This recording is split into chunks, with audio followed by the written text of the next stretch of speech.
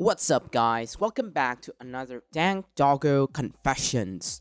So, our first confessions today is from you/OK Presence 7.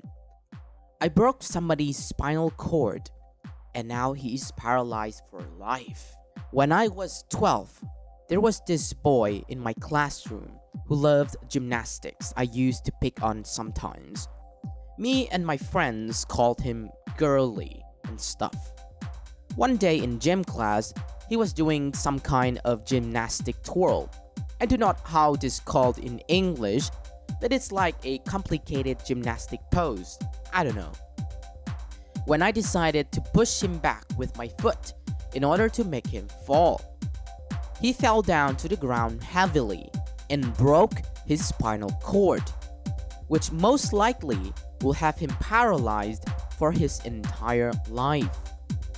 I was not sentenced in any way due to the fact that it was considered an accident and because of my young age. Law might be different in my country than in the US. I just got changed to another school. I have tried to reach him and his family several times, but they do not want to do anything with me, of course. He was a boy with dreams and talent in gymnastics, and I have forever ruined his life. I have depressed since. I wish I could swap places with him because he does not deserve that. Almost 3 years have passed, and it feels like a never-ending nightmare. Somebody will not be able to live his life properly because I'm a jerk. No one wants to be near me since then. I look forward to start an anti-bullying campaign in the future, but nothing will ever be enough because the boy will always be in a wheelchair no matter how much I try to redeem myself. Yeah, the law sure are different in many countries because destroying someone's life like that and still got away because it was an quote accident and being young. Yeah, also the owner of the post felt really guilty about it. He was still a bully back then, no denying. And that poor boy got his life completely shattered. All the hopes and dreams just vanished and are gone. I don't feel mad because this is our confessions after all, where you admit your guilt. And OP did try to redeem himself by starting an anti-bullying campaign. But I still can't really show any sympathy with OP on this one. And now for the comments.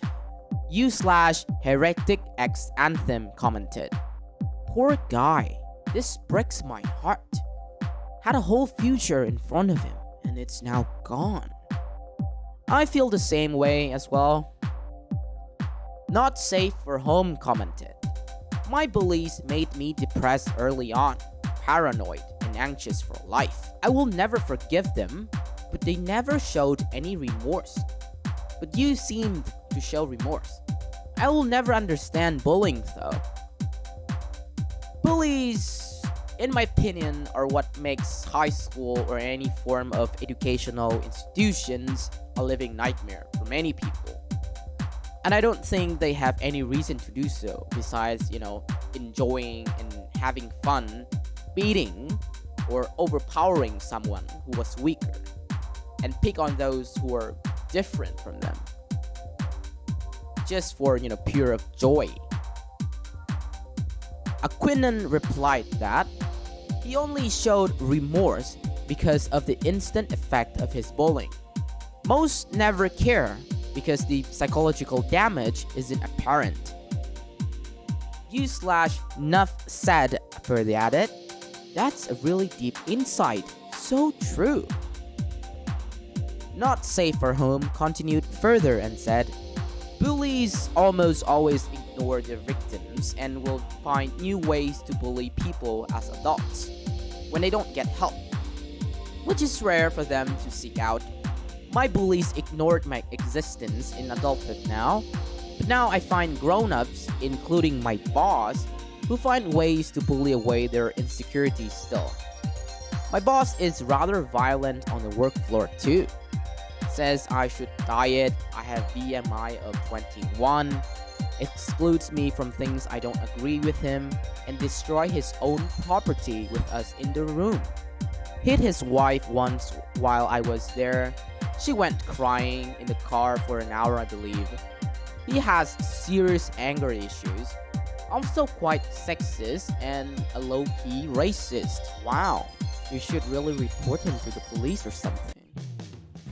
Username Beeline300 said, report his butt. Agreed. U/milk and cookies 91712 commented, I feel so sad for him. His life just crushed like that. Imagine how depressed, sad, angry, hopeless, and useless he must feel. Sad face. User AmyLK346 replied, I wasn't able to walk properly for a few weeks after an operation, and that was hell enough for me, and the frustration that came with it. I can't imagine what this guy is going through. U/wide stands wide commented, the only solution I can think of is get really rich and give his family millions. Otherwise, I got nothing. Username Morris said, better solution. Study hard. Be smart as duck. Get into college for bioengineering and robotics. Get specialty in prosthetics. Build him a sweet robot body. Improve life for millions on your path to redemption. Then, let him punch you in the potato as hard as his new superior robot bodies allows him to accomplish. Editing short of theomatics and you have failed. Edit. Biomedical engineering is the one that makes prosthetic bits. Bioengineering is the crispier bits. If you like that, you could probably do that to fix him too. But please don't give up on the sweet robot body altogether. Well, it will be extremely hard for sure. But then there are people like Stephen Hawking who sat on a wheelchair and talked through a machine. Yet, he was one of the most successful physicists and cosmologists of all time. So I guess success still awaits that poor boy if he has enough determination. Good luck to him. U/7OK0 praised, well, this sounds promising. Dodo Fossil said, living through remorse is your punishment. U/sauce are used further commented, I think being paralyzed is a worse punishment. I personally agree with this one. Being a victim of bully is the worst.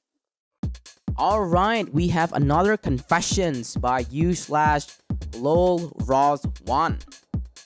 When I was younger, I saw a lady drop $100. I picked it up and used all of it on Yu-Gi-Oh cards right in front of her. Basically, she dropped the $100 bill in one of the aisles of this game store.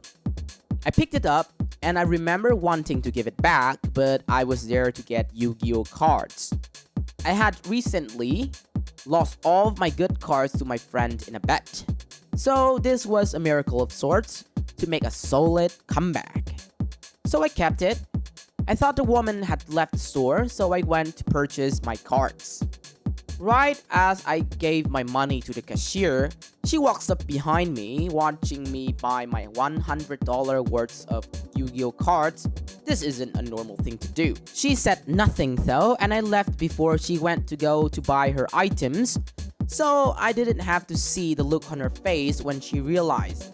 There is no doubt in my mind that once she realized she was $100 short, she would make the assumption it was the kid in front of her in line who spent $100 on cards.